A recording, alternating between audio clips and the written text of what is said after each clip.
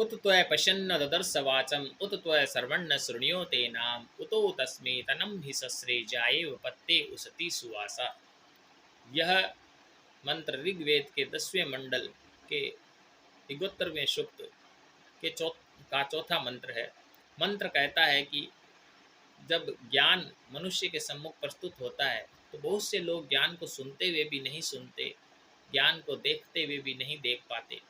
परंतु जो मनुष्य ज्ञान को भली प्रकार से ग्रहण करता है, सुनता है, आत्मसात करता है, उसके सम्मुख यह ज्ञान वैसे ही आवरण रहित होकर से पूर्ण रूप से प्रादुर्भूत हो जाता है। जिस प्रकार एक पति को सुख देने वाली स्त्री अपने पति के सम्मुख भली प्रकार से अपने सारे भेद खोल देती है।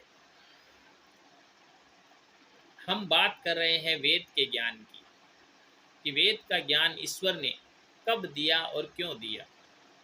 तो हम देखते हैं कि जब बनाने वाला किसी वस्तु को बनाता है तो वस्तु को बनाने के साथ साथ में वह एक बुकलेट भी मुहैया करवाता है। उस बुकलेट में यह लिखा हुआ रहता है कि इस वस्तु को किस प्रकार से प्रयोग में लिया जाए।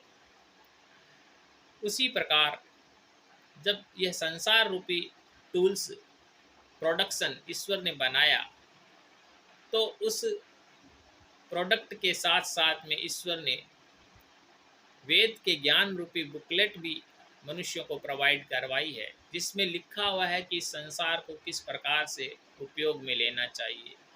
तो यह बुकलेट जब वस्तु का प्रोडक्शन होता है उसी समय देनी पड़ती है। जब आदि सृष्टि में मनुष्य की उत्पत्ति हुई उसी समय यह ज्ञान दिया गया है। वस्तु को प्रोडक्शन हम पहले कर दें और यह बुकलेट बाद में दें तो उसका कोई औचित्य नहीं है। इसलिए वैसे ही यदि बाद में ईश्वर ज्ञान देता तो उस ज्ञान का कोई औचित्य नहीं रहता, क्योंकि जो लोग उस ज्ञान के बिना रहे कई बरस तो उन लोगों के साथ तो अन्याय हो जाता। तो ईश्वर तो न्यायकारी है, ईश्वर सबके लिए समान रूप से सारी चीज़ें देता है। तो ईश्वर, हम देखते हैं कि ईश्वर ने हर ज़रूरत का सामान ज़रूरत से पहले दिया है। तैत्तिरीय उपनिषद का यह मंत्र कहता है, तस्माद्वा एतस्माद् आत्मनः आकाशः सम्भूतः आकाशाद् वायु वायोर अग्नि अग्नेर आपः अपदय पृथ्वी पृथिव्या औषधयः औषधिभ्यो अन्नः अन्नाद रेतः रेतसः पुरुषः सैवा एष पुरुषो अन्नरसमयः। अर्थात ईश्वर ने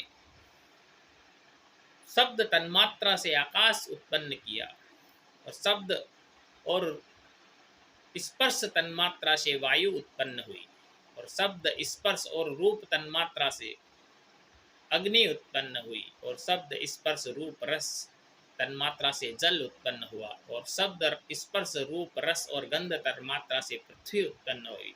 और पृथ्वी उत्पन्न होने के बाद में फिर औषधियाँ उत्पन्न हुई और फिर अन्न उत्पन्न हुआ, तत्पश्चात मनुष्य उत्पन्न हुआ।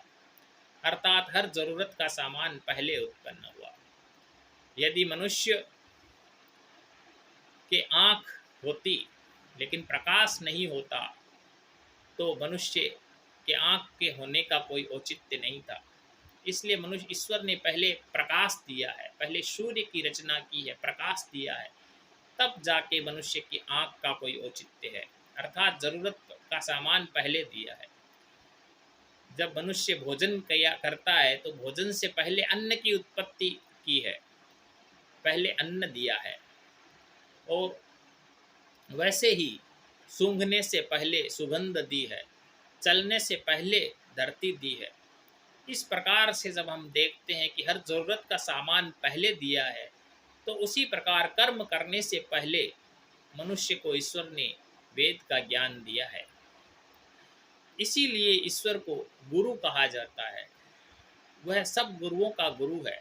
स एष पूर्वेशामपि काले नान्वच्छेदात्।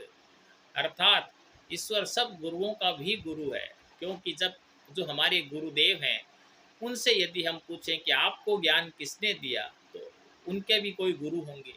इस प्रकार से जब हम पूछते जाते हैं तो हम देखते हैं कि आदि सृष्टि में जब हम चले जाते हैं तो जो आदि सृष्टि में जो सबसे पहले गुरु था, उस गुरु को ज्ञान किसने दिया?